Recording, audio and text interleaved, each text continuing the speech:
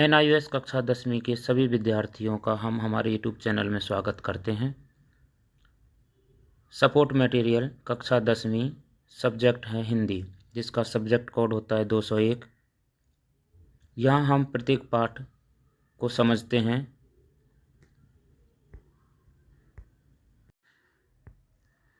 पाठ्य पुस्तक हिंदी, पुस्तक 1 और 2, विषय सूची। पाठ का नाम विधा, लेखक या कवि। पाठ 1 बहादुर है, जो कहानी है अमरकांत की। दोहे कविता है कबीर, रहीम और वृंदगे। गिल्लू यह एक रेखा चित्र है महादेवी वर्मा का। आह्वान यह एक कविता है Maithili Sharan Gupt. Robert nursing home में यह एक रिपोर्टाज है कन्हैयालाल मिश्र प्रभाकर की। भारत की बहादुर बेटियां यह एक फीचर है। पाठ 7 है आज़ादी, यह एक कविता है बालचंद्रन चुल्लिकाड की, जिसका हिंदी अनुवाद किया है असद जैदी ने। पाठ 8 चंद्रगहना से लौटती बेर, कविता है केदारनाथ अग्रवाल की। अखबार की दुनिया ये गद्य लेखन है। पढ़ें कैसे, पाठ 10 है, यह भी एक गद्य है। और 11 सार कैसे लिखें, ये एक लेखन। पाठ 12 इसे जगाओ, ये कविता है भवानी प्रसाद मिश्र की। सुखी राजकुमार कहानी है ऑस्कर वाइल्ड की। बूढ़ी पृथ्वी का दुख, यह कविता है निर्मला पुतुल की। पाठ 15 अंधेर नगरी, यह नाटक है भारतेंदु हरिश्चंद्र का। पाठ 16 अपना पराया, वैज्ञानिक लेख है हरशरण सिंह बिश्नोई का।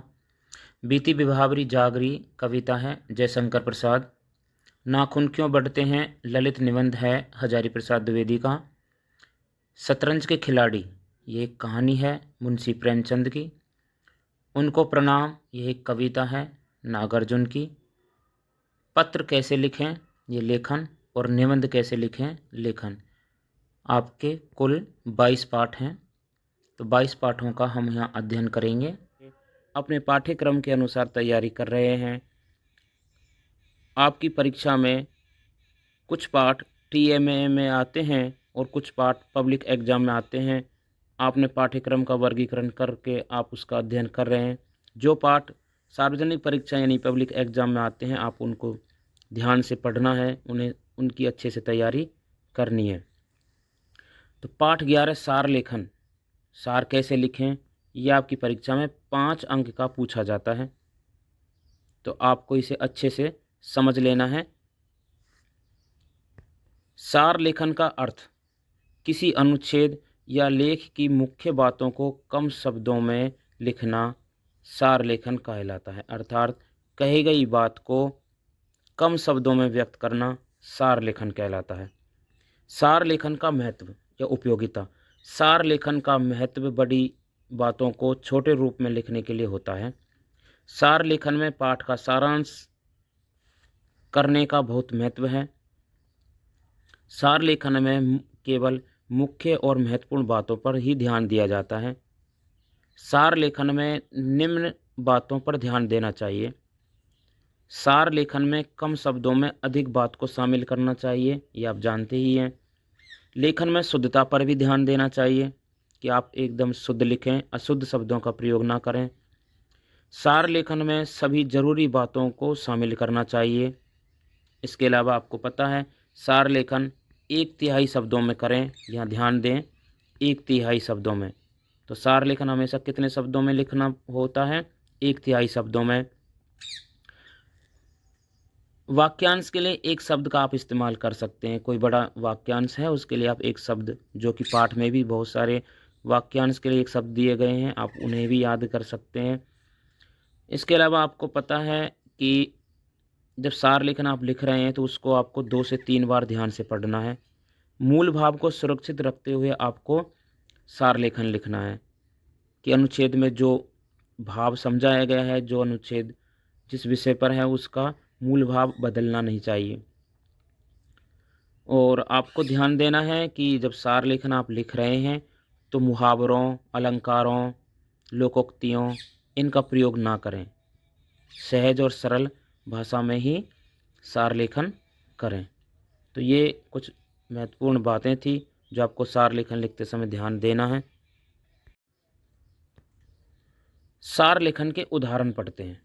प्रश्न 1, निम्नलिखित गद्यांश का सार 1/3 शब्दों में लिखिए। यहाँ पर एक गद्यांश यानी अनुच्छेद दिया गया है। इस अनुच्छेद को आपको ध्यान से 2 से 3 बार पढ़ना है, मूल भाव को समझना है और मूल भाव को बनाए रखते हुए, सुरक्षित रखते हुए आपको 1/3 शब्दों में इसका सार लेखन लिखना है। आइए अनुच्छेद को ध्यान से पढ़ते हैं कि जीवन में अनेक दुख मनुष्य स्वयं मोल लेता है। इन दुखों का कारण उसके चरित्र में छिपी दुर्बलता होती है। अपव्यय की आदत भी एक ऐसी ही दुर्बलता है। जीवन में सुखी बनने के लिए अपनी आय एवं व्यय के बीच संतुलन रखना आवश्यक है। अपनी इच्छाओं पर अंकुश रखे बिना मनुष्य जीवन में सफल नहीं हो सकता। आय के अनुसार व्यय की आदत डालना, आय यानी कि आमदनी और व्यय यानी कि खर्च की आदत डालना जीवन में संयम, व्यवस्था, स्वावलंबन जैसे गुण लाती है। आय के अनुरूप खर्च करना किसी प्रकार से भी कंजूसी नहीं कहलाता। यदि संसार के अधिकांश व्यक्ति अपव्ययी होते तो इस संसार का निर्माण भी संभव न होता। सरकार का भी कर्तव्य है कि वह व्यय करने में अपनी आय की मर्यादा का उल्लंघन ना करे, अन्यथा जनता को संतुलित रखने के लिए स्वयं को असंतुलित बनाना पड़ेगा। मितव्ययी का भविष्य हमेशा सुरक्षित रहता है। मितव्ययी, तो यहाँ पर वाक्यांश के लिए एक शब्द है मितव्ययी। मितव्ययी जो कम खर्च करता हो, अपव्ययी जो अधिक खर्च करता हो। उसको किसी के सामने हाथ नहीं फैलाना पड़ता। उसका परिवार हमेशा प्रसन्नचित्त रहता है। किनका? जो मितव्ययी होते हैं। अतः अल्प व्यय यानी कम खर्च करने के गुण को अपनाना चाहिए। ध्यान रखें कि अतिरिक्त खर्च, बिना वजह के ज़्यादा खर्च करने की आदत को कम करें। अब लिखते हैं इस गद्यांश का सार लेखन। मनुष्य अपनी गलत आदतों व कमजोरियों से अपने जीवन को दुखी बनाता है। आमदनी और खर्चों में सदा संतुलन बनाकर रखना चाहिए। मनुष्य को अपनी आय के अनुसार ही खर्च करना चाहिए, तभी जीवन में संयम, व्यवस्था और स्वावलंबन बना रहता है। सफलता के लिए मनुष्य को अपनी इच्छाओं को काबू में रखना चाहिए। जो मनुष्य आय की मर्यादा को समझता है उसे जीवन में कभी हाथ नहीं फैलाना पड़ता और उसका जीवन सुख में बीतता है। तो ये था सार लेखन। इस पूरे अनुच्छेद को ध्यान में पढ़ते हुए सरल वाक्यों में सार लेखन लिखना। प्रश्न 2, निम्नलिखित गद्यांश का सार लेखन 1/3 शब्दों में लिखिए। परीक्षा में इसी प्रकार का प्रश्न पूछा जाता है। ईश्वर ने मनुष्य को सब कुछ प्रदान किया है, किंतु उसे आवरण में छिपाकर रख दिया। वह सब उसे कैसे प्राप्त हुआ? पुरुषार्थ के बल पर। अन्यथा सीप में मोती छिपे रह जाते, धरती के भीतर रत्न दबे रह जाते, न फसल उगती न धरती सोना उगलती। भाग्यवादी तो केवल बैठा बैठा मुंह ताका करता है। भाग्यवादी जो भाग्य के भरोसे रहता है। आलसी और निष्क्रिय होकर देव देव पुकारता रहता है, जबकि पुरुषार्थी अपने कार्य के बल पर बड़े बड़े संकटों पर विजय प्राप्त कर लेता है। अगर भाग्य कुछ होता भी है तो भी उससे मिलने वाले फल के लिए कार्य करना पड़ता है। शक्तिशाली एवं समर्थ को भी अपना शिकार पाने के लिए कर्म करना पड़ता है। पुरुषार्थी एवं उद्यमी व्यक्ति अपने कार्य के बल पर भाग्य को भी बदल देने की क्षमता रखते हैं। विश्व की समस्त उन्नति और प्रगति का आधार मनुष्य का पुरुषार्थ ही है, भाग्य नहीं। पुरुषार्थ, परिश्रम करना। इस गद्यांश का सार लेखन ये होगा कि मनुष्य को भगवान ने बुद्धिमत्ता और मेहनत की ताकत दी है, जिसके आधार पर वह कठिन से कठिन कार्य को भी सफल बना सकता है। केवल भाग्यवादी मनुष्य ही सफलता के लिए औरों का मुंह ताकता रहता है। भाग्य के साथ ही मनुष्य को अपने कर्म के महत्व को भी समझना चाहिए। संसार में उन्नति व प्रगति करने के लिए भाग्य नहीं, अपनी कोशिशों को सफल बनाने का प्रयत्न करना चाहिए। तो ये था सार लेखन। सार लेखन के कुछ महत्वपूर्ण प्रश्न हैं। प्रश्न 1, सार लेखन में अभिव्यक्ति की कसावट के लिए क्या प्रयोग किया जाता है? सार लेखन में अभिव्यक्ति की कसावट के लिए अनेक शब्दों या वाक्यांशों के लिए एक शब्द का प्रयोग किया जाता है। प्रश्न 2, आज के समय में सार लेखन की क्या उपयोगिता है? उत्तर, आज के समय में सार लेखन की उपयोगिता निम्न प्रकार है। सार लेखन के द्वारा सूचना को संक्षिप्त रूप में प्रस्तुत किया जाता है। सार लेखन में मुख्य विचारों व बातों को ही महत्व दिया जाता है। सार लेखन के द्वारा समय की बचत होती है। सार लेखन शोध कार्यों में बहुत उपयोगी होता है। तो ये था सार लेखन का महत्व।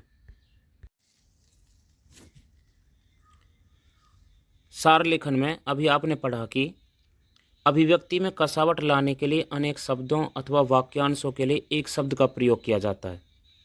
हिंदी में ऐसे असंख्य शब्द हैं जिनका प्रयोग करके पूरे वाक्यांशों को एक शब्द में अभिव्यक्त किया जा सकता है। आइए हम इनमें से कुछ पर नज़र डालें। भले बुरे का विचार ना रखने वाला, ये पूरा वाक्यांश है और इसके लिए एक शब्द का प्रयोग किया गया है। तो भले बुरे का विचार ना रखने वाला क्या कहलाता है? अविवेकी। जिसे क्षमा ना किया जा सके, अक्षम्य।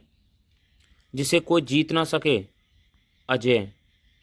ऐसा स्थान पर रहना जिसका कोई पता ना पा सके, अज्ञातवास। बहुत बढ़ा चढ़ाकर कही गई बात अतियुक्ति कहलाती है। जिसके समान कोई दूसरा ना हो, अद्वितीय। जो निंदा के योग्य ना हो, अनिंद्य। जिसके बिना काम ना चल सके, अनिवार्य। वह नियम जो व्यापक नियम के विरुद्ध हो, अपवाद। जिसका विवाह ना हुआ हो, अविवाहित।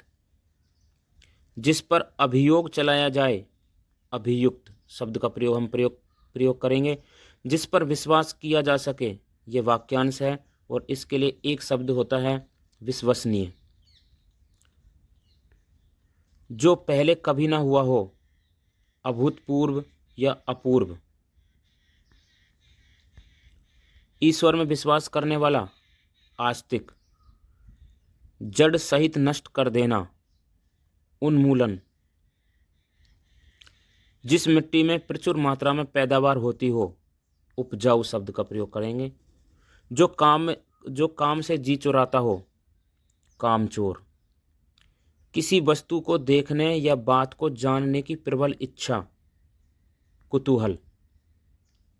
उपकार को मानने वाला, कृतज्ञ। उपकार या एहसान को ना मानने वाला, कृतघ्न। किसी टूटे या गिरे हुए मकान या इमारत का बचा हुआ भाग, खंडहर, भग्नावशेष। वह मनुष्य जिसने किसी घटना को साक्षात देखा हो, गवाह या साक्षी।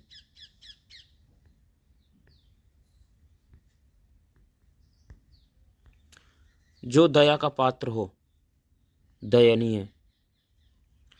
बहुत दूर तक की बात सोचने वाला, दूरदर्शी। स्थल का वह भाग जो चारों ओर से जल से घिरा हो, द्वीप कहलाता है, द्वीप। किसी रास्ते से कहीं घुसने या जाने की रुकावट, नाकाबंदी। क्या होती है? नाकाबंदी। जिससे हानि या अनर्थ की आशंका ना हो, निरापद। वह स्थान जहाँ कोई मनुष्य ना हो, निर्जन। वह स्थान निर्जन कहलाता है। तो वह स्थान जहाँ कोई मनुष्य ना हो, निर्जन कहलाता है। जिस पर कोई विवाद ना हो, निर्विवाद। जिसके हाथ में कोई शस्त्र ना हो, निहत्था या निशस्त्र। साफ या शुद्ध किया हुआ, परिष्कृत, दूसरों के साथ भलाई का व्यवहार करने वाला, परोपकारी, जिसके आर पार दिखाई दे सके, पारदर्शी, एक बार कही गई बात को फिर से कहना, पुनरुक्ति, पहले जैसा ही, पूर्ववत, किसी लिखी हुई चीज की नकल, प्रतिलिपि, किसी काम में दूसरे से आगे बढ़ जाने की होड़, प्रतिस्पर्धा,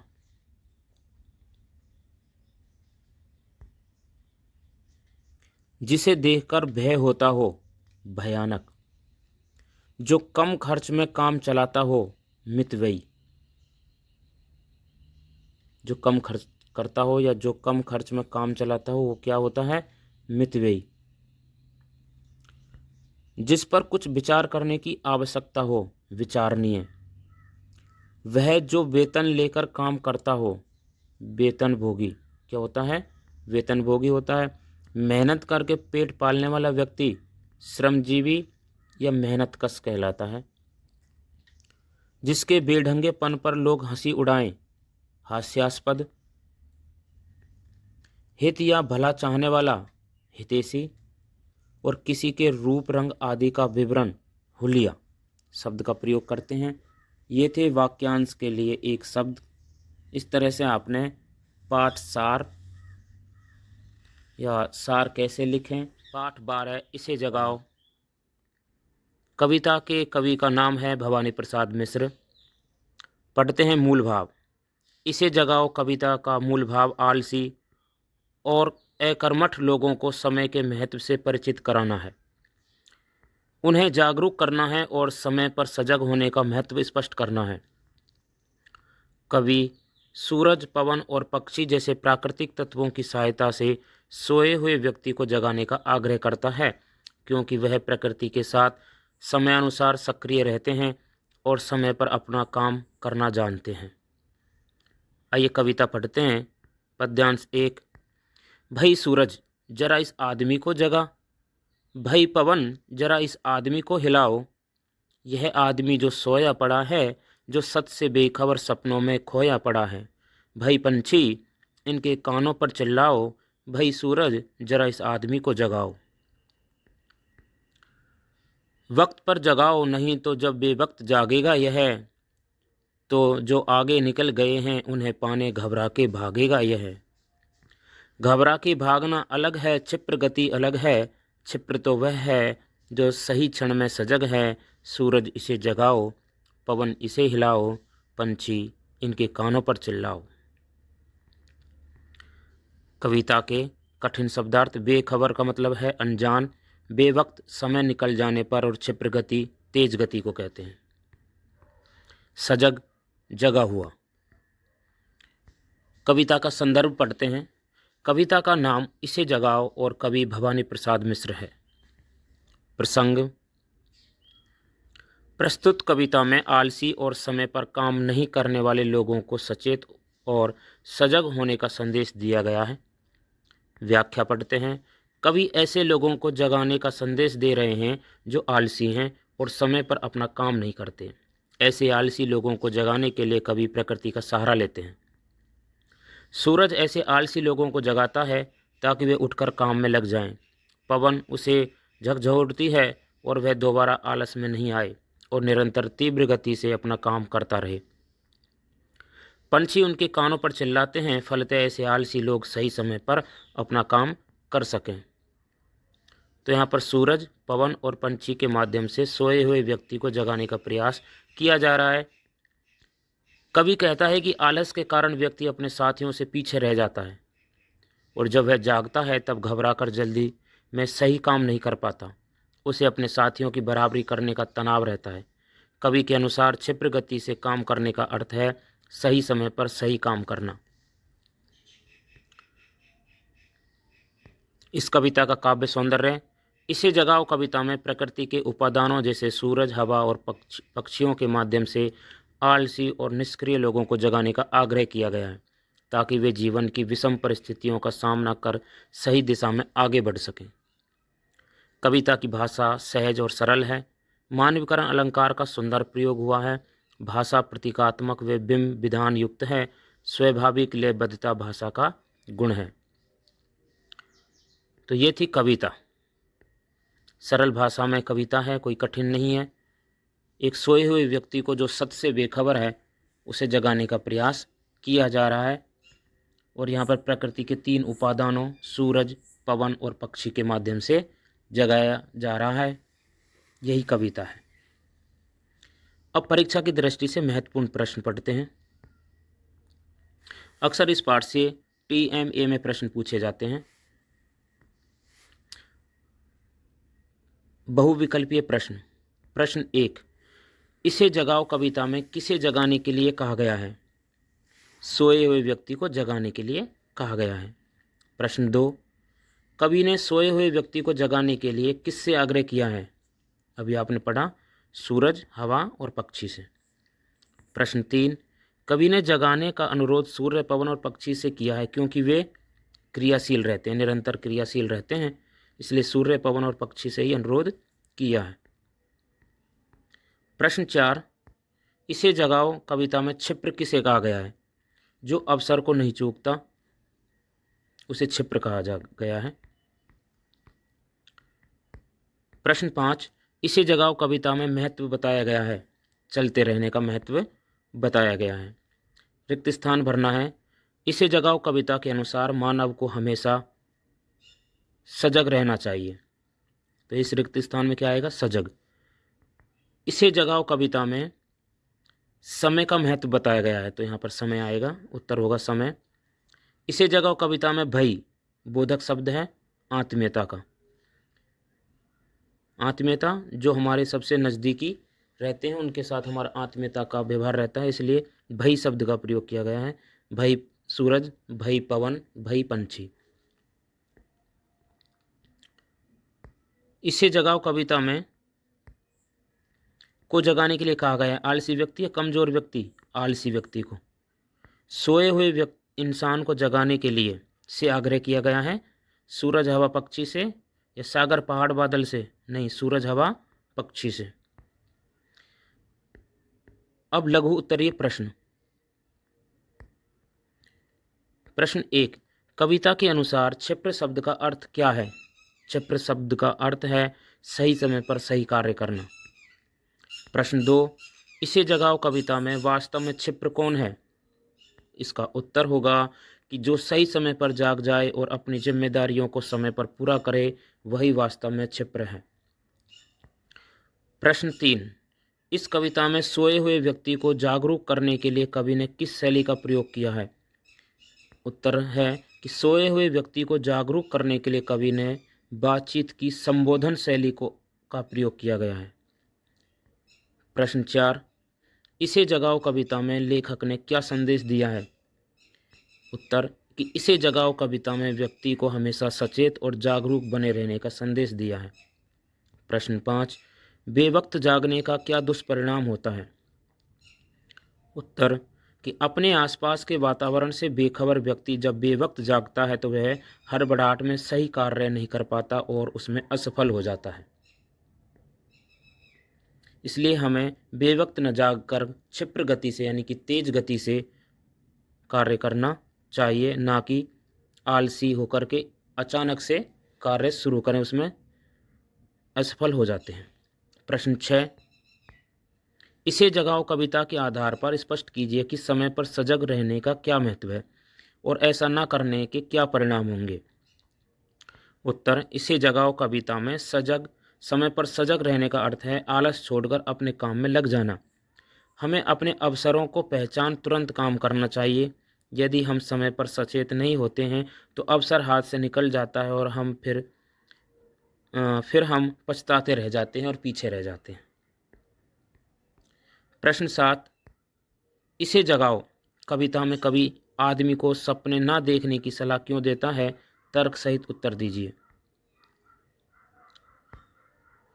उत्तर, इसे जगाओ कविता में कवि लोगों को सपने देखने के लिए मना नहीं करता, बल्कि वह यह कहना चाहता है कि सिर्फ सपने देखने से काम नहीं बनता, उन सपनों को पूरा करने के लिए कठिन परिश्रम करना आवश्यक है।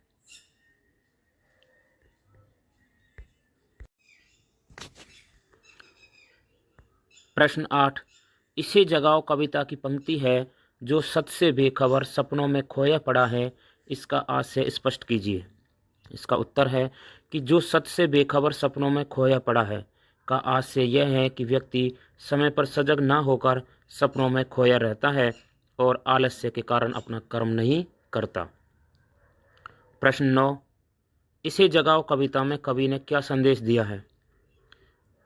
उत्तर होगा इसका कि इसे जगाओ कविता में कवि ने लोगों को जागरूक रहने और निरंतर कठिन परिश्रम करने का संदेश दिया है। व्यक्ति को सिर्फ सपनों में ही नहीं खोए रहना चाहिए, अपितु उन्हें साकार करने के लिए पूरी मेहनत भी करनी चाहिए।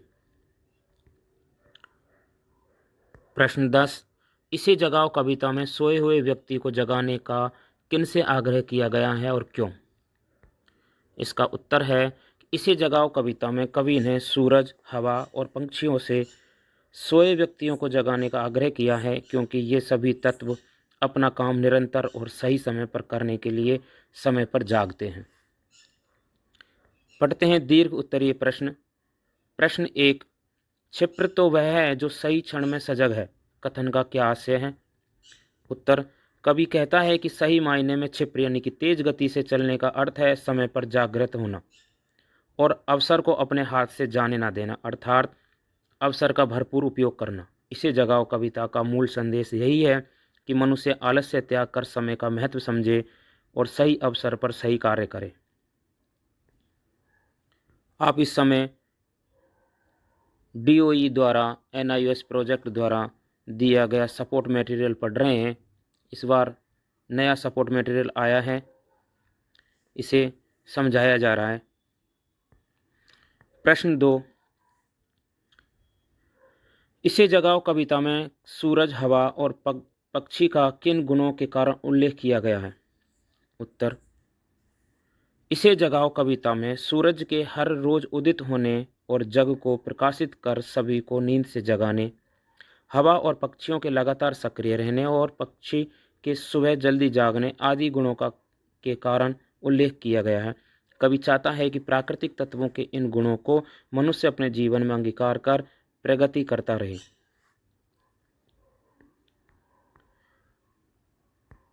प्रश्न 3, इसे जगाओ कविता के आधार पर सपने देखना और सपनों में खोए रहना में क्या अंतर है, स्पष्ट कीजिए।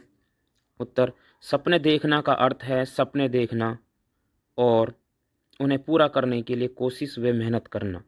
सपनों में खोए रहने का अर्थ है सिर्फ सपने देखना और अपने आलस्य व बेखबरी के कारण कर्म नहीं करना, अर्थात मुंगेरी लाल बने रहना। ये था पाठ 12, इसे जगाओ। आपने इस पाठ का सारांश, सप्रसंग व्याख्या और महत्वपूर्ण प्रश्न पढ़े। पाठ 13, सुखी राजकुमार। सुखी राजकुमार पाठ के लेखक हैं ऑस्कर वाइल्ड। कथा वस्तु, नगर में उत्तर की ओर एक ऊंचे से स्तंभ पर सुखी राजकुमार की प्रतिमा स्थापित थी। मूर्ति पर हल्का स्वर्ण पत्र मंडा था। आँखों के स्थान पर 2 चमकदार नीलम थे और तलवार की मूठ पर एक बड़ा सा लाल जड़ा था। लोग उस मूर्ति को देखकर खुश होते थे और उसकी बहुत तारीफ करते थे। एक दिन एक गौरैया मिस्र देश जा रही थी और रास्ते में थककर मूर्ति के नीचे बैठ जाती है। जैसे ही वह सोने की कोशिश करती है, उसके ऊपर पानी की बूंदें आकर गिरने लगती है। गौरैया देखती है कि कहीं कोई बादल नहीं है, फिर भी पानी गिर रहा है। तब वह देखती है कि राजकुमार की मूर्ति से आंसू बह रहे थे। तब गौरैया राजकुमार से पूछती है, तुम क्यों रो रहे हो? राजकुमार कहता है कि जब मैं जीवित था तो एक बहुत सुंदर महल में रहता था। मैंने अपने जीवन में कभी कोई दुख अनुभव नहीं किया। जब मेरी मृत्यु हुई तब लोगों ने मेरी यह मूर्ति बनाकर इस चौराहे पर लगा दी। अब मैं इतने ऊंचे स्थान पर बैठा हूं कि अपने राज्य का सारा दुख मुझे दिखाई देता है। इस दुख को देखकर मेरा जस्ते का हृदय फटा जा रहा है। तब उसने गौरैया से कहा कि काफ़ी दूर एक टूटे से घर में एक गरीब स्त्री बैठी है, जो रानी की अंगरक्षिका के नृत्य वसन नाचने के समय पहने जाने वाले कपड़े पर फूल काट रही है। उसका बेटा बुखार में पड़ा है। तुम मेरी तलवार की मूठ से ये जगमगाता लाल निकाल कर उसे दे आओ। गौरैया कहती है, दक्षिण देश में लोग मेरी प्रतीक्षा कर रहे होंगे। वे नील नदी पर उड़ रहे होंगे। फूलों से वार्तालाप करने के बाद राजाओं के मकबरों पर सो रहे होंगे। राजाओं का मसालों से लेपन करके उसे पीले वस्त्र से लपेटा गया है। उसके गले में पुखराज का हार है। मुझे वहाँ जाना है। राजकुमार कहता है, गौरैया, आज रात तुम मेरा काम कर दो। राजकुमार के आग्रह पर गौरैया मान जाती है और वह राजकुमार की मूठ से यानी कि तलवार की मूठ से लाल निकालकर उस स्त्री के पास मेज पर रखाई। अगले दिन गौरैया सुबह उठकर नदी पर नहाने गई और उसके बाद आसपास की सभी इमारतें घूमी। वह राजकुमार से कहती है कि मैं मिस्र देश जा रही हूँ। तुम्हें वहाँ किसी को कुछ कहना हो तो बता दो। राजकुमार कहता है कि दूर एक सीली सी कोठरी में मुझे एक तरुण कलाकार दिख रहा है जिसके बाल सुनहरे हैं और वह रंगमंच के लिए नया नाटक लिख रहा है, पर ठंड के कारण उसकी अंगुलियां नहीं चल रही हैं। भूख के कारण उसकी आंखों के सपने टूट रहे हैं। गौरैया कहती है कि मिस्र में सब मेरी प्रतीक्षा कर रहे होंगे। वे सब दूसरे झरने पर उड़ जाएंगे जहां नरकुल की झाड़ियों में दरियाई घोड़े सोते हैं और संगमूसा की शिला पर मेहमान का देवता बैठा है। रात भर वह तारों की ओर देखता है। राजकुमार कहता है कि केवल आज रात के लिए तुम न रुकोगी। गौरैया कहती है कि मैं रुक जाती हूँ। राजकुमार कहता है कि तुम मेरी आंख से नीलम निकालकर उस लेखक को दे आओ। इस प्रकार गौरैया नीलम निकालकर उस लेखक को दे आती है। अगले दिन गौरैया फिर राजकुमार के पास आती है और उससे जाने की इजाज़त मांगती है। राजकुमार कहता है, गौरैया, क्या आज रात और नहीं ठहरोगी? गौरैया कहती है कि अब ठंड अधिक पड़ने लगेगी। मिस्र में हरे भरे खजूर के कुंजों पर गर्म धूप छाई होगी। मेरे साथी एक पुराने मंदिर में घोंसला बना रहे होंगे। मैं अगले वर्ष आते समय तुम्हारे लिए एक लाल और नीलम लेती आऊँगी। राजकुमार ने कहा, नीचे गली में एक लड़की खड़ी है। उसका सामान नाली में गिर गया है। वह रो रही है। यदि वह खाली हाथ घर जाएगी तो उसकी पिटाई होगी। तुम मेरी दूसरी आंख का नीलम निकालकर उसे दे दो। तब गौरैया कहती है कि तुम कहो तो मैं एक रात और तुम्हारे पास रुक जाऊंगी, पर आंख निकालने से तुम बिल्कुल अंधे हो जाओगे। राजकुमार कहता है, मैं जो कह रहा हूँ उसे करो। तब गौरैया उसकी आंख से लाल निकाल कर लड़की को दे आती है। लड़की खुश होकर अपने घर जाती है। गौरैया कहती है कि तुम अब अंधे हो, अब मैं तुम्हें छोड़कर कहीं नहीं जाऊंगी। तब गौरैया राजकुमार को कहानियाँ सुनाती है और राजकुमार अपने शरीर पर लगा सोना भी गरीबों की मदद के लिए दे देता है। इस प्रकार अब वह बिल्कुल कुरूप दिखाई देता है। गौरैया भी अधिक ठंड पड़ने के कारण एक दिन मर जाती है और उसके कंधे पर से उसके पैरों में गिर जाती है। दूसरे दिन शहर का मेयर जब शहर का दौरा करता है तो वह उस कुरूप मूर्ति को हटवाने की आज्ञा देता है। राजकुमार की मूर्ति को ले जाकर मिट्टी में गलाया जाता है। सब कुछ समाप्त हो जाता है, पर राजकुमार का जस्ते का दिल नहीं गलता। उस जस्ते के दिल को कूड़ेदान में फेंक दिया जाता है और वहीं पर गौरैया की लाश भी पड़ी होती है। तभी ईश्वर अपने देवदूत से नगर की 2 मूल्यवान वस्तुएं मंगवाते हैं। देवदूत वह जस्ते का दिल और गौरैया की लाश लेकर आता है, जिसे देखकर ईश्वर कहते हैं कि मेरे स्वर्ग की डालों पर यह गौरैया सदा चहकेगी और मेरे उपवन में राजकुमार सदा विहार करेगा। तो ये थी कहानी सुखी राजकुमार। अब इस कहानी पर आधारित पठित गद्यांश और उसके प्रश्नोत्तर पढ़ते हैं। आपकी परीक्षा में पठित गद्यांश पूछा जाता है। और उसके उत्तर, प्रश्न उत्तर आप यहाँ सीखें कि आपको परीक्षा में किस प्रकार से पढ़ करके उत्तर देने हैं। गद्यांश 1, पठित गद्यांश आधारित प्रश्नोत्तर। प्यारी गौरैया, तुमने मुझे इतनी आश्चर्यजनक वस्तुएं बताई, लेकिन इनसे भी ज़्यादा आश्चर्यजनक है मनुष्य का दुख दर्द। दुख से बड़ा कोई रहस्य नहीं। जाओ, मेरे नगर को देखकर बताओ कि वहाँ क्या हो रहा है। गौरैया शहर पर उड़ने लगी। अमीर अपने महलों में रंगरलियां मना रहे थे और गरीब हाथ फैलाए भीख मांग रहे थे। वह अंधेरी गलियों पर से उड़ी और उसने देखा कि भूखे बच्चे जर्द चेहरे लटकाए हुए सूनी निगाहों से देख रहे हैं। एक पुलिया के नीचे 2 बच्चे सिकुड़े हुए बैठे हैं, भागो यहाँ से, चौकीदार बोला, और वह बारिश में भीगते हुए चल दिए। ये था गद्यांश। इसमें कुछ कठिन शब्द आए हैं, जैसे दुख दर्द, जिसे कष्ट और पीड़ा कहते हैं, रहस्य, गूढ़ बात या छिपी हुई बात, नगर, शहर को कहते हैं। प्रश्न 1, यह गद्यांश किस पाठ से है और इसके लेखक कौन है? आप उत्तर बताएंगे कि यह गद्यांश सुखी राजकुमार पाठ से लिया गया है और इसके लेखक ऑस्कर वाइल्ड हैं। प्रश्न 2, आश्चर्यजनक है मनुष्य का दुख दर्द, दुख से बड़ा कोई रहस्य नहीं। प्रस्तुत पंक्तियों का भाव स्पष्ट करते हुए बताइए कि यह वाक्य किसने कहा। आप इसका उत्तर लिखेंगे कि यह वाक्य सुखी राजकुमार की मूर्ति ने कहा। इस पंक्ति में लेखक ये कहना चाहते हैं कि संसार में मनुष्य का दुख और पीड़ा सबसे बड़ा रहस्य है।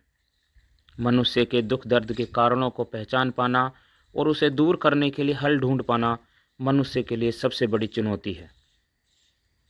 प्रश्न 3, जिस देश के बच्चे बीमारी और भुखमरी से ग्रस्त हों, उस देश का भविष्य क्या होगा? आप उत्तर लिखेंगे कि जिस देश के बच्चे बीमारी और भुखमरी से पीड़ित होते हैं, वहाँ का भविष्य अंधकार में हो जाता है। ऐसे बच्चे ना तो ठीक से पढ़ पाते हैं और ना ही स्वस्थ रह पाते हैं। परिणाम स्वरूप देश प्रगति नहीं कर पाता और पिछड़ जाता है। गद्यांश 2, पठित गद्यांश आधारित प्रश्नोत्तर। गद्यांश पढ़ते हैं कि दक्षिण देश में लोग मेरी प्रतीक्षा कर रहे हैं। वे नील नदी पर उड़ रहे होंगे और कमल के फूलों से वार्तालाप करने के बाद राजाओं के मकबरों में सोते होंगे। राजा रंगीन ताबूत में सो रहा होगा। वह पीले वस्त्र में लिपटा होगा और मसाले से उसका अंग लेपन किया गया होगा। उसकी गर्दन में पुखराज का हार होगा और उसके हाथ सूखी पत्तियों की तरह होंगे, गौरैया ने कहा। कठिन शब्दार्थ। प्रतीक्षा कहते हैं इंतजार को। वार्तालाप, बातचीत। ताबूत का अर्थ होता है मृत शरीर रखने का संदूक। प्रश्न 1, गौरैया दक्षिण देश क्यों जाना चाहती थी? उत्तर, गौरैया दक्षिण देश जाना चाहती थी क्योंकि वहाँ उसके साथी उसका इंतजार कर रहे थे। प्रश्न 2, दक्षिण देश में राजा किस अवस्था में सो रहा होगा?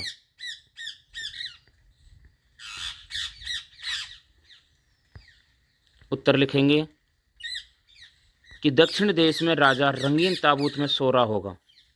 वह पीले वस्त्र में लिपटा होगा और उसके शरीर पर मसालों का लेप किया गया होगा।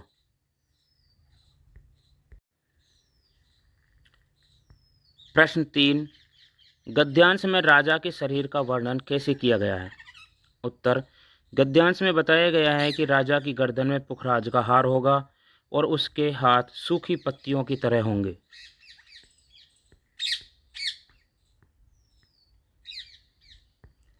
गद्यांश 3, पठित गद्यांश पर आधारित प्रश्नोत्तर। गौरैया ने राजकुमार की तलवार की मूठ से लाल निकाला और उसे अपनी चोंच में दबाकर उड़ चली। उड़ते वक्त वह गिरजाघर के शिखर के पास से गुजरी, जहां श्वेत संगमरमर से देवदूतों की मूर्तियां बनी थी। वह उच्च प्रासाद के समीप से गुजरी और उसने नाच की आवाज़ सुनी।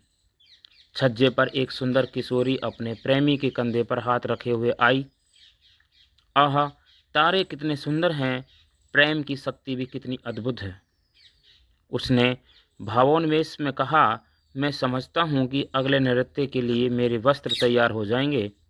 मैंने उन पर फूल कढ़वाने की आज्ञा दी है, मगर यह लोग देर कितनी लगाते हैं। यह था गद्यांश। अब इसके शब्दार्थ। श्वेत का अर्थ होता है सफ़ेद, समीप का अर्थ होता है पास, अद्भुत, अनोखा, और भावोन्मेष का अर्थ होता है भावों का उदय। इस गद्यांश पर आधारित प्रश्न। प्रश्न 1, गोरैया अपनी चोंच में क्या दबाकर उड़ रही थी? उत्तर, गोरैया अपनी चोंच में राजकुमार की तलवार का लाल मोती दबाकर उड़ रही थी।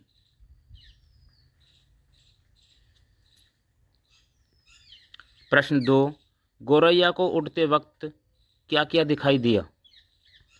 इसका उत्तर लिखेंगे कि गोरैया को उड़ते वक्त शिखर से श्वेत संगमरमर से बनी देवदूतों की मूर्तियां और एक किशोरी और उसका प्रेमी दिखाई दिए।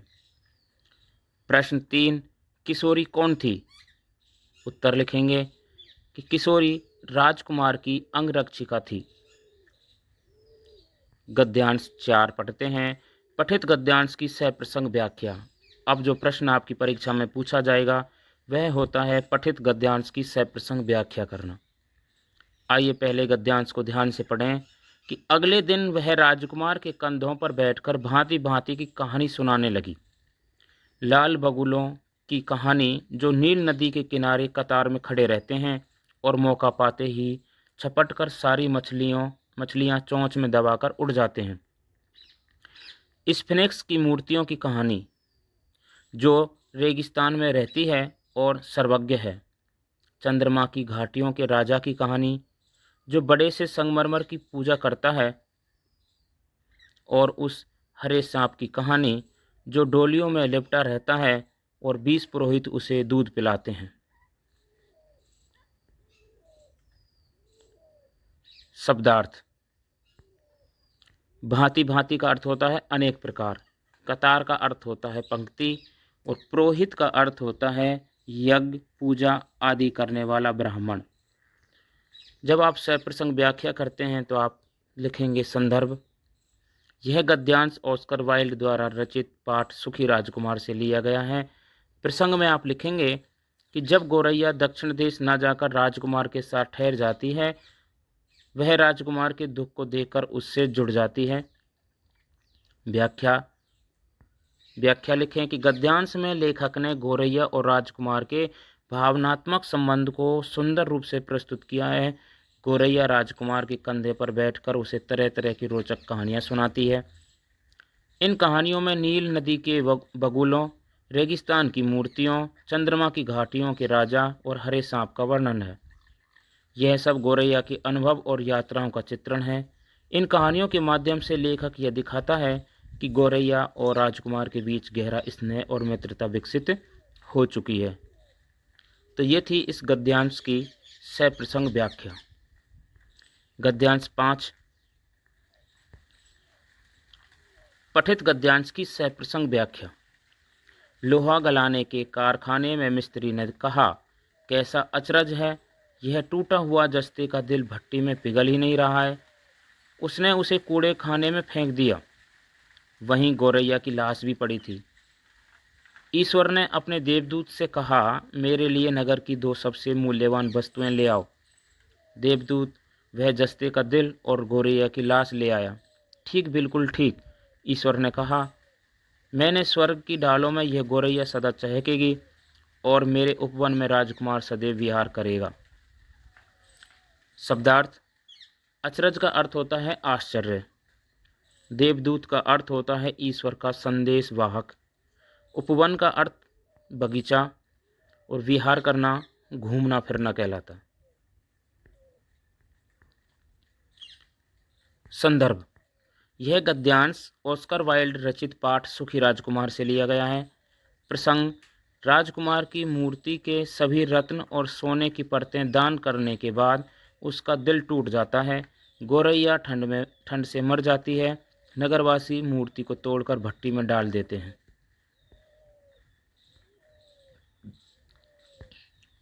अब इस गद्यांश की व्याख्या। इस गद्यांश में लेखक ने करुणा और त्याग का अद्भुत संदेश दिया है।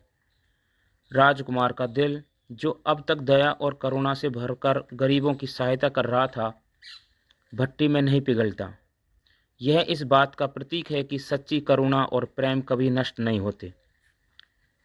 ईश्वर भी इस त्याग से प्रसन्न होकर देवदूत को नगर की सबसे मूल्यवान वस्तुएं लाने को कहता है।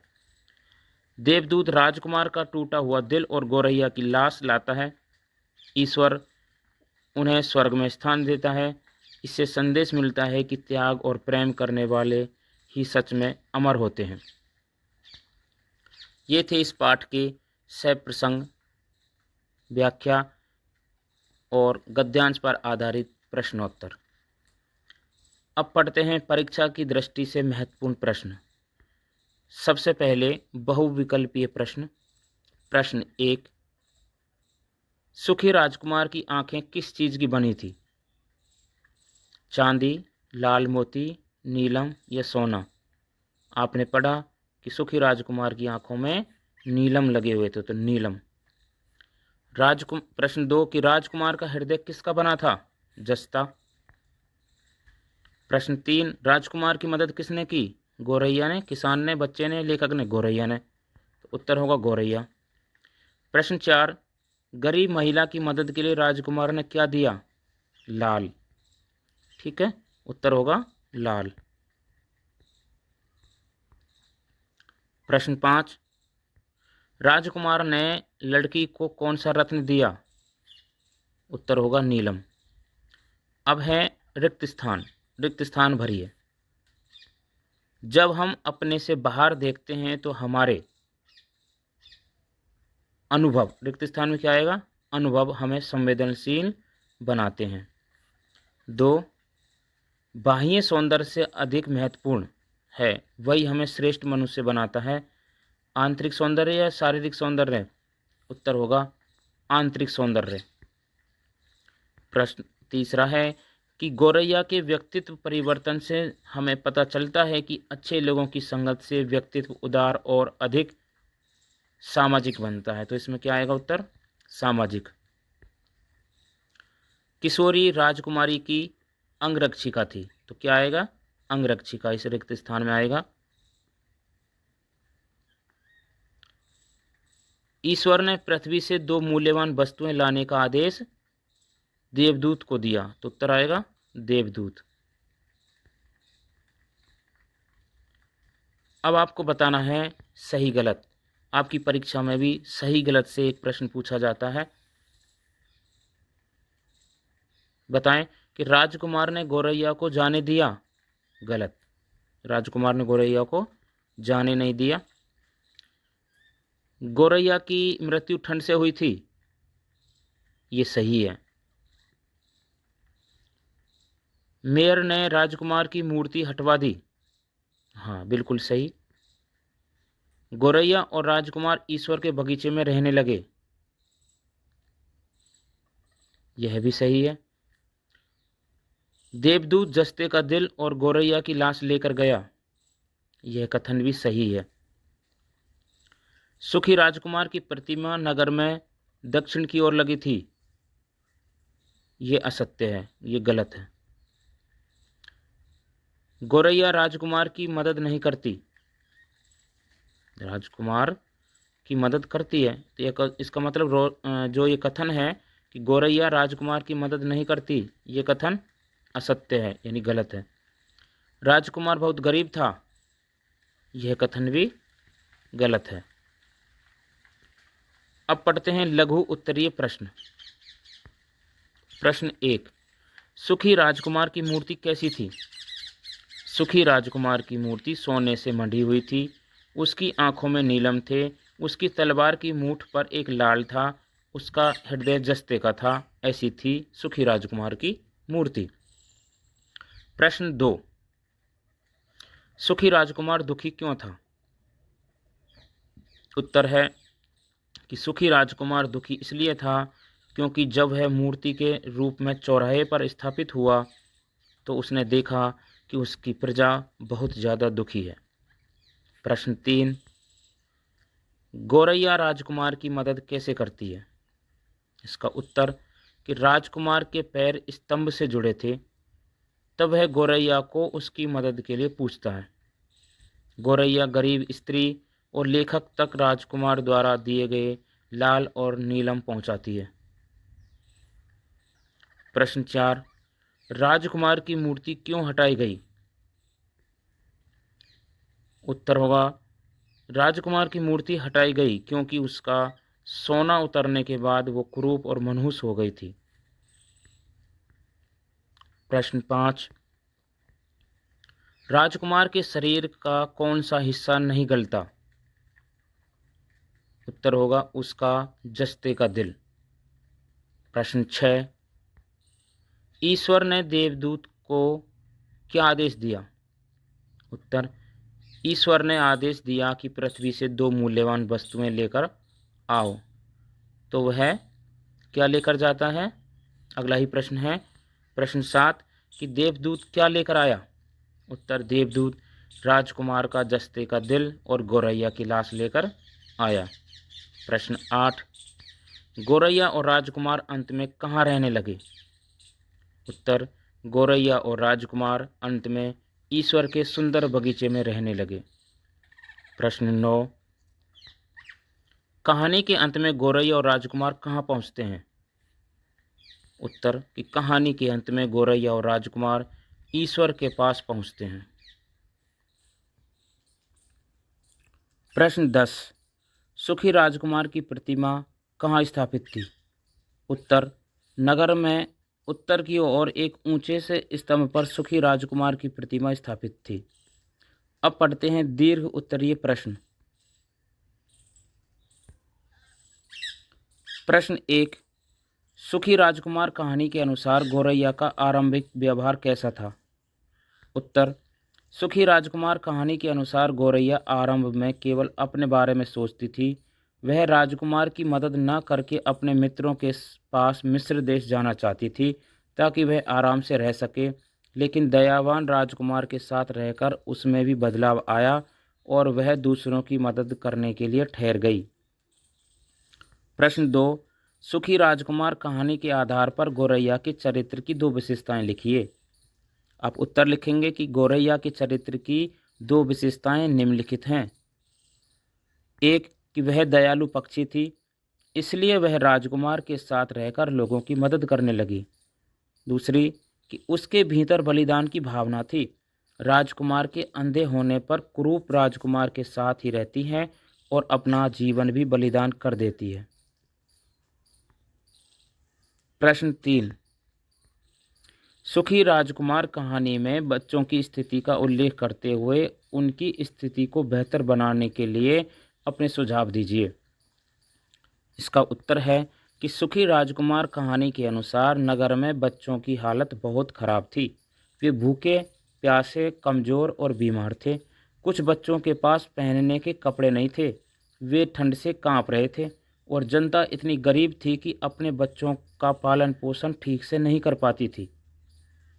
स्थिति सुधारने के उपाय: गरीब बच्चों को मुफ्त शिक्षा व खाना देना, बच्चों के इलाज के लिए मुफ्त अस्पताल बनाना, बच्चों को किताबें, कपड़े देना और बाल मजदूरी पर रोक लगवाई जाए ताकि बच्चे खेलें और पढ़ें।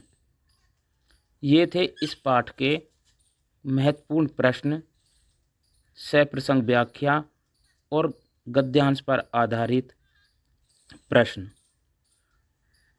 इस तरीके से हम सभी पाठों का अध्ययन कर रहे हैं। आप अच्छे से पढ़ें, नोट्स बनाएं, याद करें। आपकी परीक्षाएं हैं और आप अपनी परीक्षा में अच्छे से अंक प्राप्त कर उत्तीर्ण हों। 14, बूढ़ी पृथ्वी का दुख, यह एक कविता है, इसे पढ़ते हैं। इस कविता की कवयित्री हैं निर्मला पुतुल। सबसे पहले मूल भाव। बूढ़ी पृथ्वी का दुख कविता में कवयित्री ने पेड़, नदी, पहाड़, हवा और पृथ्वी को मनुष्य के रूप में चित्रित किया है। इस कविता में कवयित्री ने प्रकृति तथा पृथ्वी के दुख का एहसास कराने के लिए मानवीकरण किया है। स्वच्छ पर्यावरण मानव जीवन के लिए अनिवार्य है। पर्यावरण के असंतुलित होने से मानव जीवन पर अनेक रूपों में संकट आता है। फिर भी ज़्यादा से ज़्यादा सुविधाओं के भोग के लालच में मनुष्य इसका अंधाधुंध दोहन अर्थात अनावश्यक उपयोग करता आ रहा है। पर्यावरण को प्रदूषित होने से बचाना मनुष्य का परम कर्तव्य है। पर्यावरण को स्वच्छ रखकर ही हम पृथ्वी के सौंदर्य को बचा सकते हैं। अब पढ़ते हैं कविता। पद्यांश 1। क्या तुमने कभी सुनी है सपनों में चमकती कुल्हाड़ियों के भेसे पेड़ों की चीत्कार? कुल्हाड़ियों के वार सहते किसी पेड़ की हिलती टहनियों में दिखाई पड़े हैं तुम्हें? बचाव के लिए पुकारते हजारों हजार हाथ। क्या होती है तुम्हारे भीतर धमस, कटकर गिरता है जब कोई पेड़ धरती पर? सुना है कभी रात के सन्नाटे में, अंधेरे में मुंह ढांप, किस कदर रोती हैं नदियाँ। इस घाट अपने कपड़े और मवेशी धोते, सोचा है कभी कि उस घाट पी रहा होगा कोई प्यासा पानी, या इस कोई स्त्री चढ़ा रही होगी किसी देवता को अर्घ्य। ये कविता सरल और सहज भाषा में है, कोई कठिन नहीं है। आइए कुछ इसमें कठिन शब्दार्थ आए हुए हैं, उनको देखते हैं। धमस, धमस का अर्थ होता है चोट या आघात। किस कदर यानी कि कितना अधिक। घाट का अर्थ होता है नदी किनारे का एक स्थान होता है। और मवेशी पालतू पशु। और अर्घ्य का अर्थ होता है जल या दूध आदि देवता को समर्पित करना। तो यहाँ पर ये अर्घ्य है, ठीक है। अब कविता का संदर्भ देखते हैं कि कविता का नाम बूढ़ी पृथ्वी का दुख और कवयित्री का नाम निर्मला पुतुल है। प्रसंग। प्रस्तुत काव्यांश में कवयित्री ने कहा है कि आज पृथ्वी अपने बचाव के लिए हमें पुकार रही है, हमें यह पुकार सुननी चाहिए। व्याख्या। कवयित्री कल्पना करती है कि मनुष्य की तरह पेड़ भी भयभीत होते हैं। वे चमकती कुल्हाड़ियों के भय से चीखते चिल्लाते हैं। आज मनुष्य पेड़ों को अपने उपयोग के लिए नष्ट कर रहा है। कवयित्री ने पेड़ के अंगों में मानव अंगों की कल्पना की है। पेड़ की कांपती हुई टहनियाँ मानव बचाव के लिए पुकारते उसके हजारों हाथ हैं। मानव वे हमारी ओर उठे हैं और हम पेड़ों को बचाएं। हमें पेड़ों के प्रति संवेदनशील होना चाहिए और उन्हें कटने से बचाना चाहिए। पेड़ों में भी जीवन होता है, अतः किसी पेड़ के कटकर धरती पर गिरने की आवाज़ उसी तरह ठेस पहुंचाएगी मानो हमारा भी कोई हिस्सा कटकर गिर गया हो। बड़े बड़े कारखानों का गंदा पानी नदियों में डाल दिया जाता है। नदियों के एक घाट पर लोग कपड़े धोते हैं और जानवरों को नहलाते हैं, वहीं दूसरी तरफ नदियों का पानी पीने के लिए प्रयोग किया जाता है। किनारे पर कोई पानी पी रहा होता है तो कहीं कोई स्त्री किसी देवता को जल चढ़ाकर पूजा कर रही है। पानी पीने एवं पूजा करने के लिए स्वच्छ और पवित्र जल की आवश्यकता होती है, इसलिए नदियों को दूषित करने वालों को अपने व्यवहार पर विचार करना चाहिए। विशेष कविता में पेड़, नदी, पहाड़, हवा और पृथ्वी को मनुष्य के रूप में चित्रित किया गया है, अतः मानवीकरण अलंकार है। इस पद्यांश का काव्य सौंदर्य। भाषा में चित्रात्मक शैली का प्रयोग किया है। भावों के अनुकूल भाषा का प्रयोग है। प्रदूषण की समस्या को रेखांकित किया गया है। उर्दू फारसी शब्द युक्त खड़ी बोली का भी प्रयोग किया गया है। मानवीकरण अलंकार का सुंदर प्रयोग है। इस पूरी कविता में ही मानवीकरण अलंकार का प्रयोग किया गया है। प्रदूषित होते पर्यावरण के प्रति चिंता व्यक्त की गई है। ये इस कविता का काव्य सौंदर्य है। अब पद्यांश 2 पढ़ते हैं।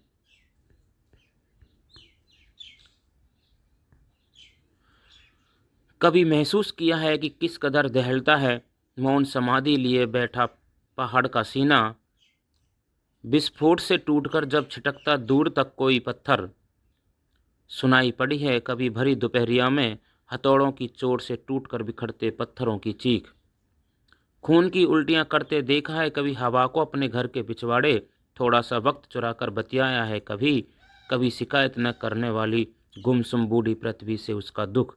अगर नहीं तो क्षमा करना, मुझे तुम्हारे आदमी होने पर संदेह है। कवयित्री कहती हैं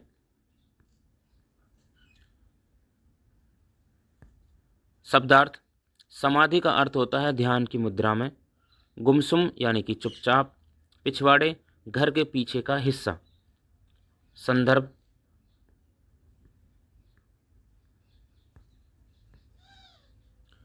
कविता का नाम बूढ़ी पृथ्वी का दुख और कवयित्री का नाम है निर्मला पुतुल।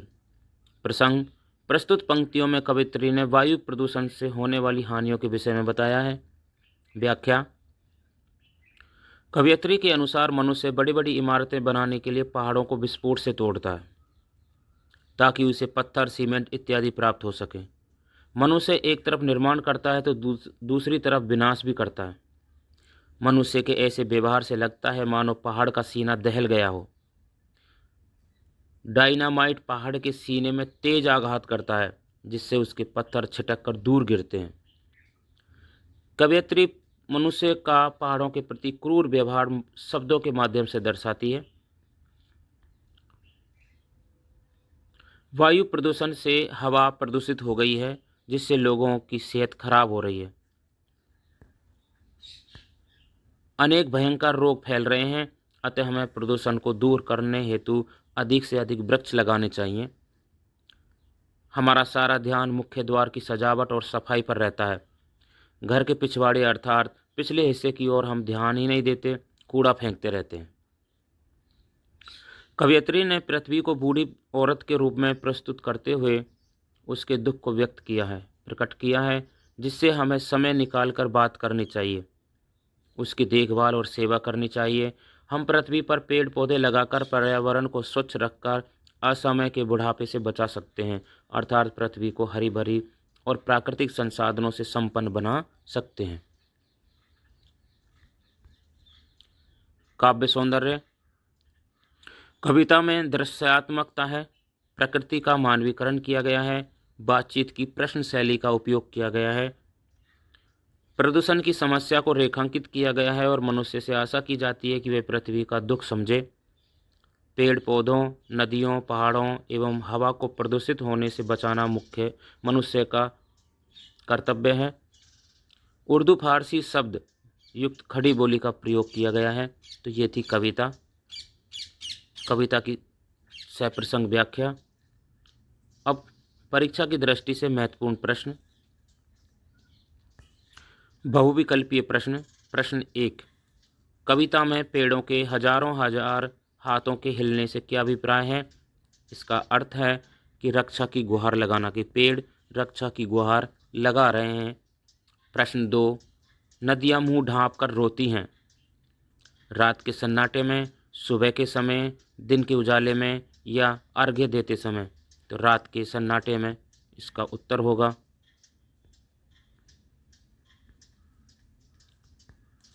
प्रश्न 3, नदियाँ प्रदूषित होती हैं मवेशी नहलाने से, कपड़े धोने से, कारखाने के दूषित जल से या उपर्युक्त सभी कारणों से? तो इसका उत्तर होगा इन तीनों कारणों से, उपर्युक्त सभी। मवेशी नहलाने से, कपड़े धोने से और कारखाने से दूषित जल से नदियाँ प्रदूषित होती हैं। हृदय विदारक को अर्थ देने वाला मुहावरा कौन सा है? सीने पर पहाड़ रखा होना इसका उत्तर होगा। प्रश्न 5, कविता में कौन सा अलंकार प्रयुक्त किया गया है? मानवीकरण अलंकार। तो उत्तर है मानवीकरण अलंकार पूरी कविता में प्रयुक्त किया गया है। अब पढ़ते हैं रिक्त स्थान भरिए। के वार सहते पेड़ की टहनियाँ हिलती टहनियों में दिखाई पड़े हैं तुम्हें, कुल्हाड़ियों या तलवार? उत्तर होगा कुल्हाड़ियों। तो कुल्हाड़ियों के वार सहते पेड़ की हिलती टहनियों में दिखाई पड़े हैं तुम्हें। अगला है कि कोई चढ़ा रही होगी किसी देवता को, तो इसमें आएगा स्त्री और अर्घ्य, यानी कोई स्त्री चढ़ा रही होगी किसी देवता को अर्घ्य।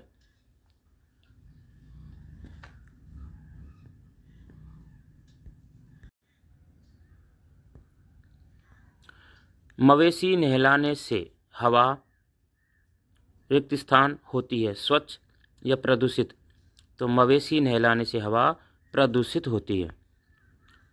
व्यक्तिगत स्वार्थ प्राकृतिक संसाधनों का सबसे बड़ा शत्रु है, इसका उत्तर होगा शत्रु। लघु उत्तरीय प्रश्न। प्रश्न 1, पर्यावरण से आप क्या समझते हैं, यानी पर्यावरण किसे कहते हैं? उत्तर होगा, पर्यावरण से अभिप्राय हमारे आसपास की प्राकृतिक स्थिति से है। पर्यावरण प्रकृति का अमूल्य उपहार है। पेड़ पौधों, नदियों, पहाड़ों को नष्ट होने से बचाकर हम पर्यावरण को सुरक्षित रख सकते हैं। प्रश्न 2, बूढ़ी पृथ्वी का दुख कविता का उद्देश्य स्पष्ट कीजिए। इसका उत्तर होगा कि बूढ़ी पृथ्वी का दुख कविता का मुख्य उद्देश्य लोगों को प्रकृति के प्रति संवेदनशील बनाकर पर्यावरण रक्षा के प्रति जागरूक पैदा करना है। लेखिका इस कविता के माध्यम से नष्ट होते पर्यावरण के प्रति लोगों को सचेत करना चाहती है, साथ ही लोगों को पर्यावरण प्रदूषण के प्रति जागरूक भी करना चाह रही है।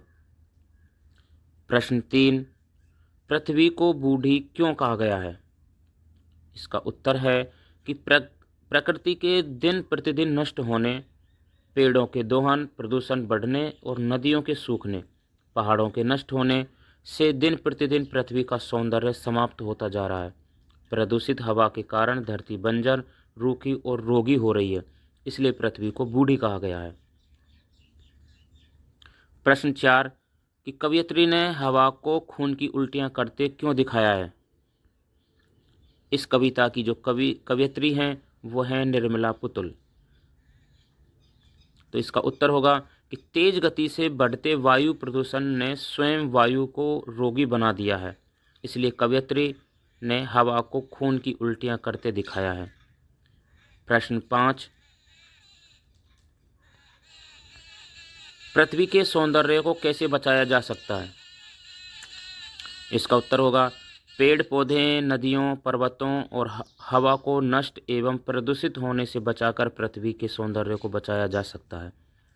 प्रश्न 6, बूढ़ी पृथ्वी का दुख कविता में मानवीकरण किस प्रकार किया गया है, उल्लेख कीजिए। उत्तर, बूढ़ी पृथ्वी का दुख कविता में प्राकृतिक संसाधनों का मानवीकरण किया गया है, जैसे नदियों का अंधेरे में मुंह छिपाकर रोना, पेड़ों का सपने में चीखना या भयभीत होना और बचाव के लिए हाथ हिलाना, हवा का खून की उल्टियां करना, पत्थरों का चीखना चिल्लाना तथा पृथ्वी का बूढ़ी स्त्री के रूप में मानवीकरण किया गया है। मानवीकरण क्या होता है? जो मानव नहीं है, अर्थात प्रकृति या जड़ वस्तु या निर्जीव, जो मानव नहीं है उनको मानव जैसी क्रियाएं करते हुए दिखाया जाना मानवीकरण होता है। प्रश्न 7, पानी के प्रदूषण के प्रमुख कारणों का उल्लेख कीजिए कि पानी के प्रदूषित होने के क्या क्या कारण हैं। उत्तर, जल जीवन का आधार है। जल प्रदूषण के निम्न कारण हैं, जैसे नदियों में पशुओं का नहलाना, मलमूत्र विसर्जन करना, बड़ी बड़ी फैक्ट्रियों का प्रदूषित जल नदी में प्रवाहित करना। इन कारणों से जल प्रदूषित हो रहा है। प्रश्न 8, जल को प्रदूषित होने से बचाव के उपाय सुझाइए। इसका उत्तर है कि नदियों की सफाई करवानी चाहिए, जल का उचित मात्रा में उपयोग करना एवं अवांछनीय पदार्थों को नदियों में न बहाकर जल को सुरक्षित रखा जा सकता है।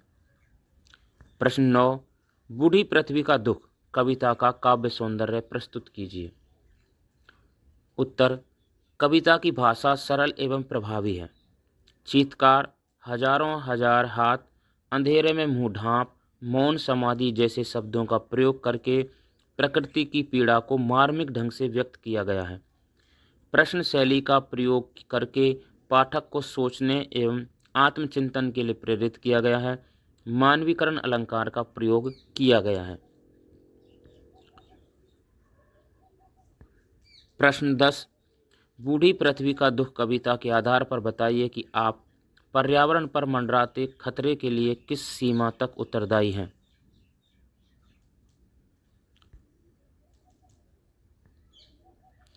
उत्तर होगा कि हम ज़्यादा से ज़्यादा सुविधाओं के लालच में प्रकृति का अनावश्यक उपयोग करते जा रहे हैं। उदाहरण के लिए नदियों में कपड़े धोना, कारखाने से प्रदूषित पानी एवं अवांछनीय पदार्थ बहाना, पेड़ों को काटना, पहाड़ों को नष्ट करना आदि। इस प्रकार हम आवश्यकता से अधिक उपभोग करके पर्यावरण के लिए खतरा पैदा कर रहे हैं। अब पढ़ते हैं दीर्घ उत्तरीय प्रश्न। प्रश्न 1, बूढ़ी पृथ्वी का दुख के आधार पर बताइए कि पेड़ क्या सपने देखते हैं। इसका उत्तर होगा, कविता के अनुसार पेड़ भी जीवित हैं। वे केवल खड़े रहने वाले जीव नहीं बल्कि अनुभव करने वाले प्राणी हैं, जिनके अपने सपने और इच्छाएं हैं। पेड़ निम्नलिखित सपने देखते हैं।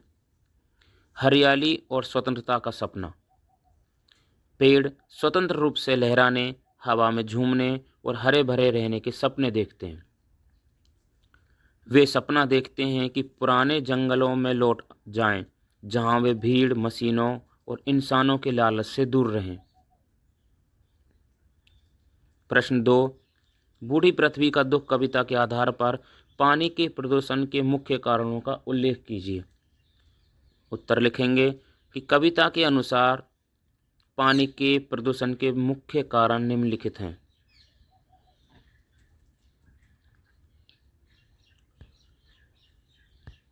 1, बड़े बड़े कारखानों का गंदा पानी व कूड़ा नदियों में डाल दिया जाता है।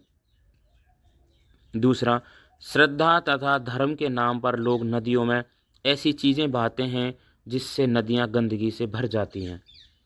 तीसरा, नदियों में जानवरों को नहलाया जाता है। साबुन से मैले कपड़े धोकर जल को गंदा किया जा रहा है। इस प्रकार पानी को प्रदूषित किया जा रहा है।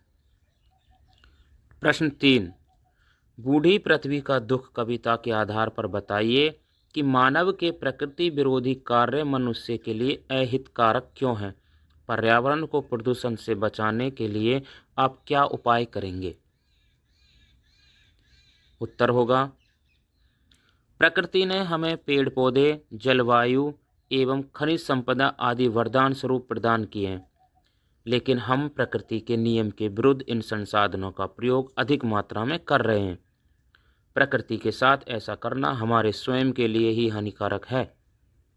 जैसे पेड़ काटने से वर्षा कम होती है, जल प्रदूषण के कारण अनेक जानलेवा बीमारियां फैलती हैं, वायु प्रदूषण से कैंसर, टीबी, अस्थमा आदि रोग फैलते हैं। पर्यावरण को प्रदूषण से बचाने के लिए हम निम्न उपाय करेंगे। पौधारोपण करके बंजर हुई धरती को फिर से हरा भरा बना सकते हैं। हवा को प्रदूषित होने से बचाएं, पर्वतों को नष्ट होने से बचाएं, नदियों को स्वच्छ बनाएं और उनमें कूड़ा करकट न डालें। तो आज ही सभी प्रण लें कि हम पर्यावरण को पिछले 14 पाठों का हम अध्ययन कर चुके हैं। आज पढ़ते हैं पाठ 15, अंधेर नगरी। यह एक नाटक है और इस नाटक के लेखक हैं भारतेंदु हरिश्चंद्र। अंधेर नगरी नाटक के जो प्रमुख पात्र हैं वह हैं महंत, जिसे गुरुजी कहते हैं, गोवर्धन दास शिष्य हैं, नारायण दास शिष्य हैं, घासीराम चने वाला, बनिया आटा दाल नमक और लकड़ी बेचने वाला है, हलवाई जलेबी बेचने वाला, पाचक वाला चूरन बेचने वाला, फरियादी न्याय मांगने वाला और चौपट राजा यहाँ का राजा है।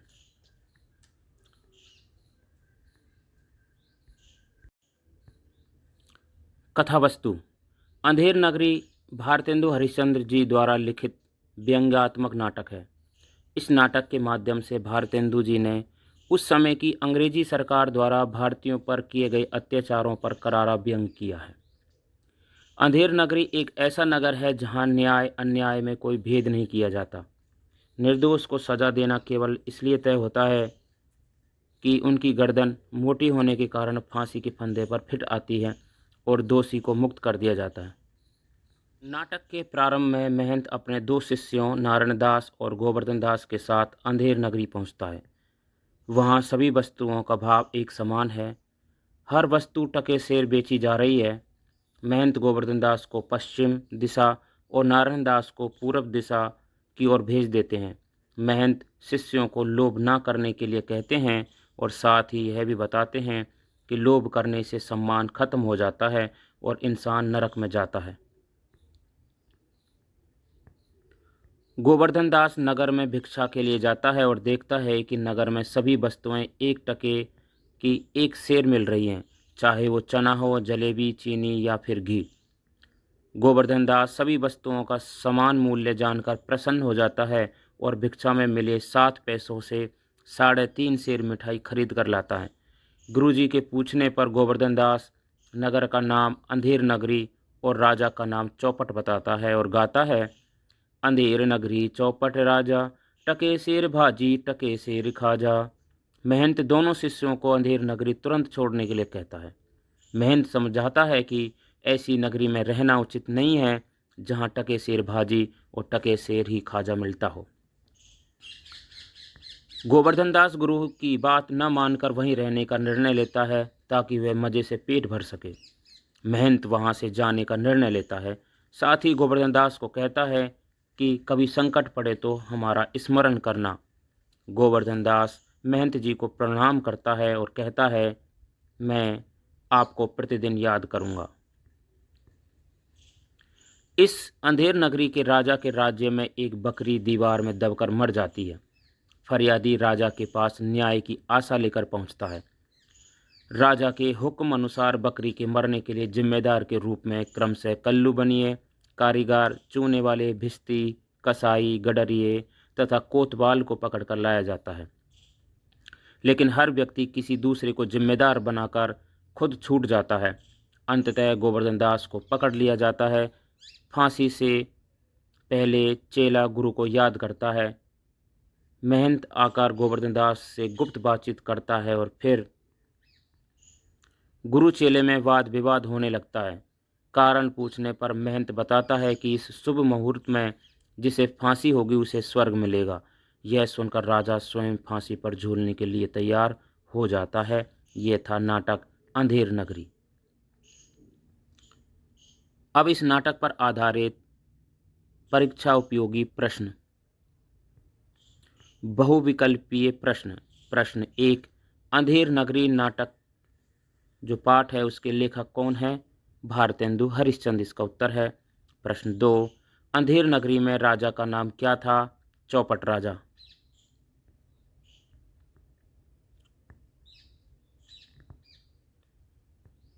प्रश्न 3, अंधेर नगरी नाटक किस बात पर व्यंग करता है? अन्यायी शासन व्यवस्था पर व्यंग करता है।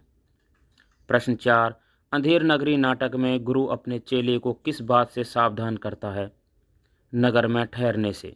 इसका उत्तर होगा। प्रश्न 5, अंधेर नगरी नाटक का मुख्य संदेश क्या है? अंधेर नगरी नाटक का मुख्य संदेश है कि न्याय व्यवस्था की विसंगतियों पर व्यंग करना। अब प्रश्न है, रिक्त स्थान भरिए।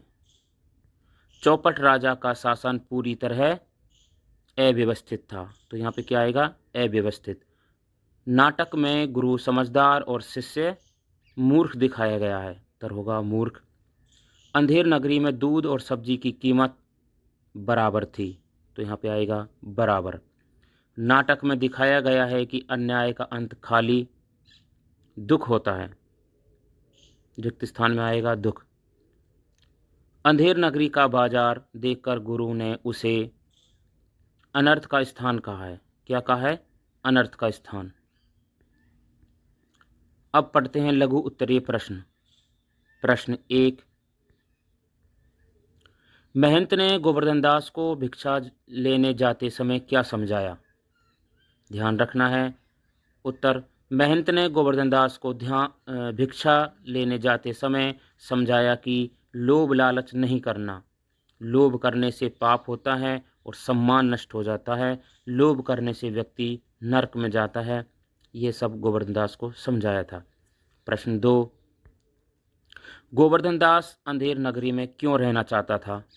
उत्तर होगा इसका कि गोवर्धन दास अंधेर नगरी में इसलिए रहना चाहता था क्योंकि वहाँ सभी वस्तुओं का समान मूल्य था।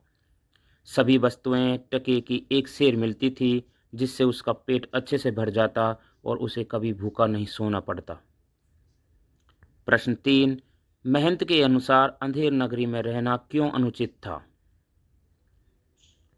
उत्तर, महंत के अनुसार अंधेर नगरी में रहना इसलिए अनुचित था क्योंकि वहाँ सभी वस्तुओं का मूल्य समान था, अर्थात वहाँ गुणों की कद्र नहीं थी।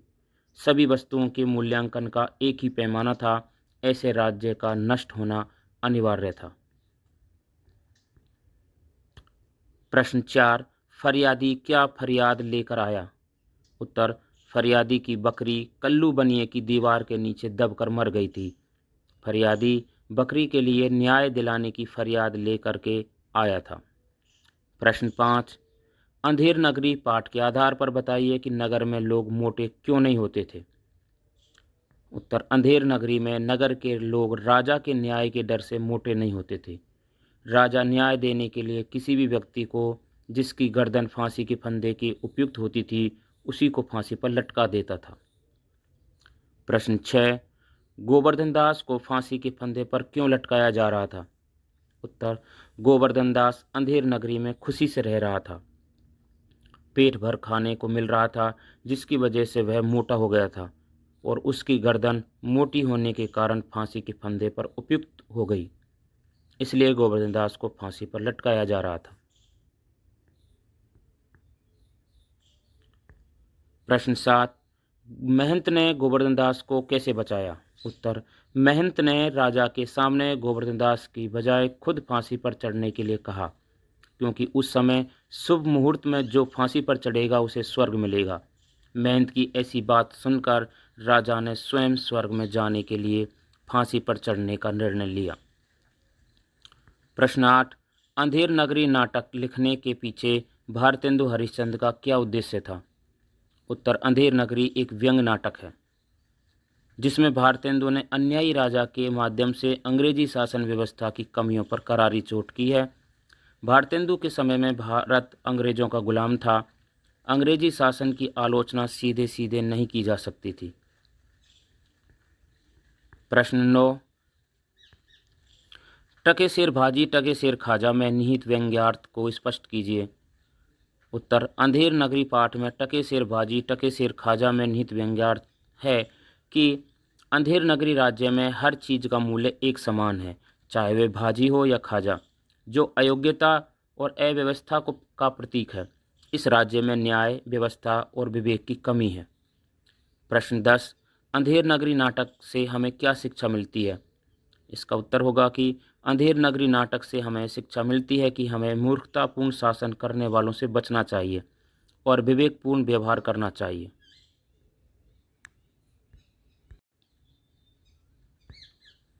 अब पढ़ते हैं दीर्घ उत्तरीय प्रश्न।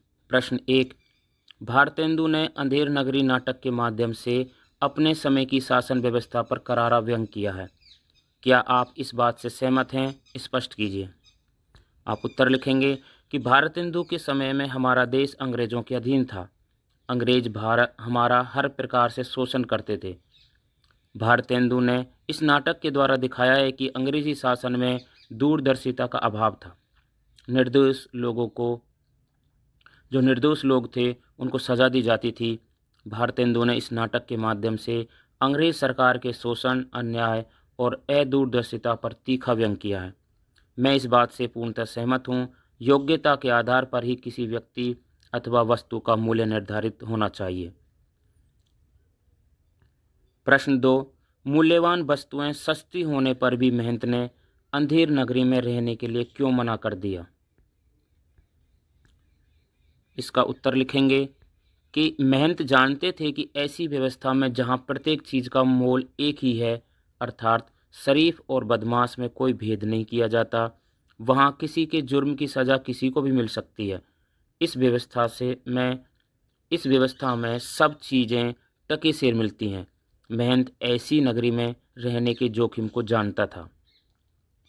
प्रश्न 3, अंधेर नगरी के नाटककार ने बाजार में सामान बेचने वालों के संवादों के माध्यम से कौन से दो काम एक साथ किए हैं? इसका उत्तर है कि अंधेर नगरी के नाटककार ने बाजार में सामान बेचने वालों के संवादों के माध्यम से अंधेर नगरी की अव्यवस्था और अराजकता को उजागर किया है। साथ ही यह भी बताया है कि गुणों और मूल्यों की कोई कदर नहीं है। सभी वस्तुएं टके सेर मिलती हैं, चाहे वे भाजी हो या खाजा। यहाँ ना तो किसी नियम का पालन किया जाता है, ना ही कोई न्याय व्यवस्था है। प्यारे विद्यार्थियों, ये था अंधेर नगरी पाठ का सारांश और महत्वपूर्ण प्रश्न। आप अच्छे से तैयारी कर रहे होंगे। अपनी तैयारी को बनाए रखें, पाठ को ध्यान से समझें